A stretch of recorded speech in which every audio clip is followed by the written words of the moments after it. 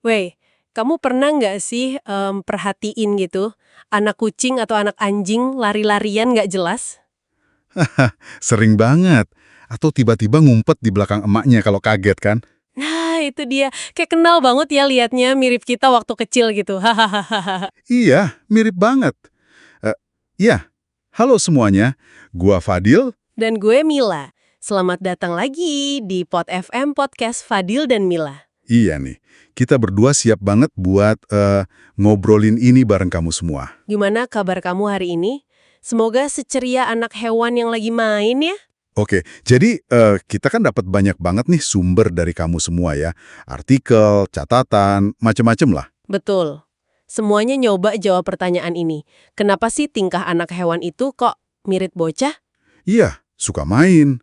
Terus dikit-dikit lari ke induknya. Mari kita coba bedah bareng ya. Kita saring info pentingnya buat kamu.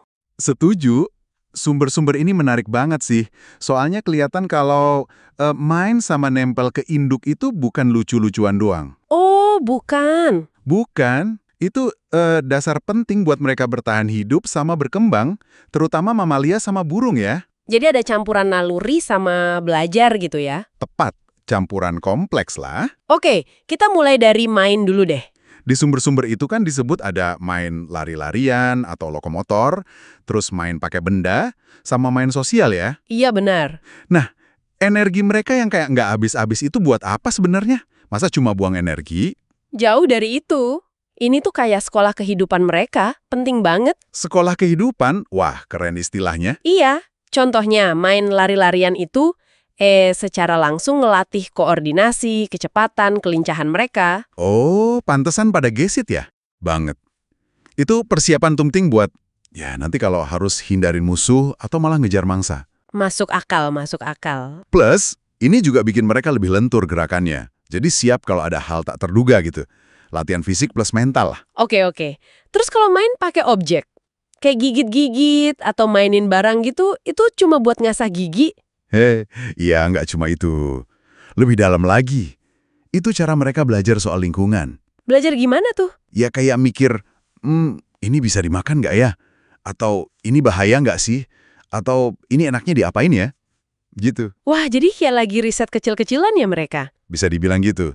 Ini bentuk awal problem solving loh, buat ngembangin otak juga.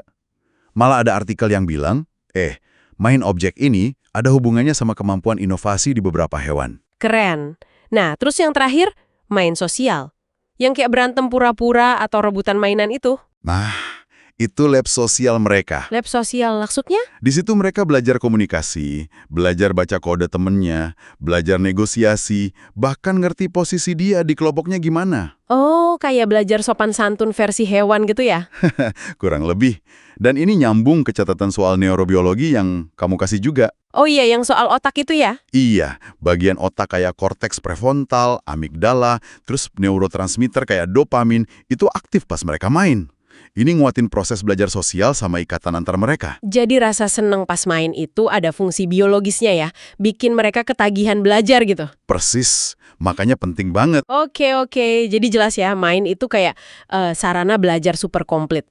Nah, sekarang pindah ke yang suka ngadu ke induknya. Kalau takut atau kaget, kenapa larinya ke emak? Itu namanya attachment ya di sumbernya. Tepat sekali, keterikatan.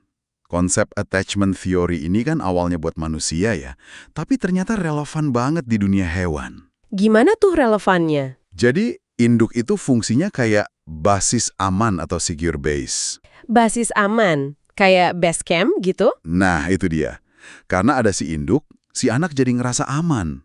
Rasa aman inilah yang bikin dia jadi berani buat main, buat menjelajah lingkungan. Jadi bukan malah bikin manja atau penakut ya? Justru sebaliknya. Dia tahu kalau ada apa-apa, ada tempat buat balik, buat berlindung. Kayak jangkar emosi gitu deh. Oh, jadi rasa aman itu malah mendorong dia buat keluar ya? Betul. Tanpa tempat berlindung atau safe haven ini, si anak mungkin malah jadi terlalu takut buat ngapa-ngapain. Nggak mau interaksi, nggak mau main, kan jadi nggak belajar apa-apa dia. Wah, bener juga ya. Terus, keterikatan ini juga penting buat ngatur stres. Kalau anak hewan lagi stres, dekat induknya itu bisa bikin kadar kortisol, hormon stresnya turun. Keren banget ya mekanisme alam ini. Terus ada poin menarik lagi nih di sumbernya, soal perbandingan antar hewan. Katanya simpanse mainnya mirip anak kita, tapi anjing malah lebih mirip balita soal ngertiin kita nunjuk sesuatu. Ah ya, ini menarik banget sih. Ini nunjukin adanya evolusi konvergen sama efek domestikasi. Maksudnya gimana tuh? Jadi anjing itu kan udah ribuan tahun ya hidup bareng manusia. Nah, kemampuan mereka ngerti kita nunjuk sesuatu, yang katanya lebih jago dari primata lain, itu kemungkinan besar hasil seleksi. Seleksi? Kita yang milih gitu? Secara nggak sadar, iya. Kita cenderung lebih dekat sama anjing yang paling ngeh sama kita, yang paling pintar baca isyarat kita.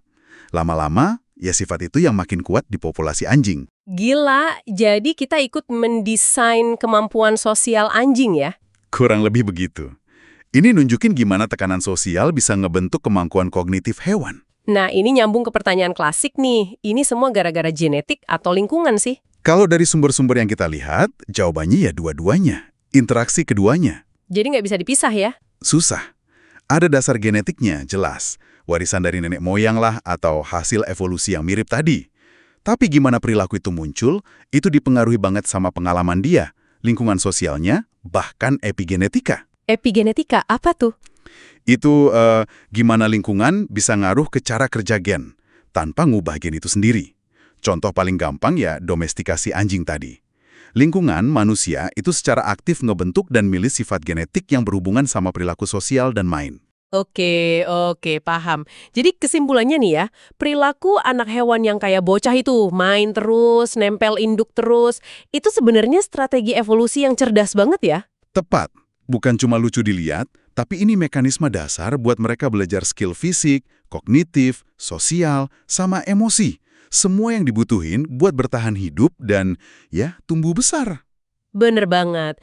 Jadi dari sumber-sumber ini kita dapat gambaran lengkap ya gimana perilaku ini terbentuk dan kenapa kita bisa lihat banyak kesamaan sama pengalaman kita sendiri. Iya, kesamaan yang kadang bikin kita tersentuh ya liatnya. Nah, sebagai penutup nih, mungkin sedikit bahan pikiran buat kamu yang dengerin, kalau proses domestikasi ribuan tahun aja bisa bikin anjing sepaham itu sama kita secara sosial, kira-kira gimana ya pemahaman kita soal genetik dan perilaku ini bisa kita pakai secara etis ke depannya?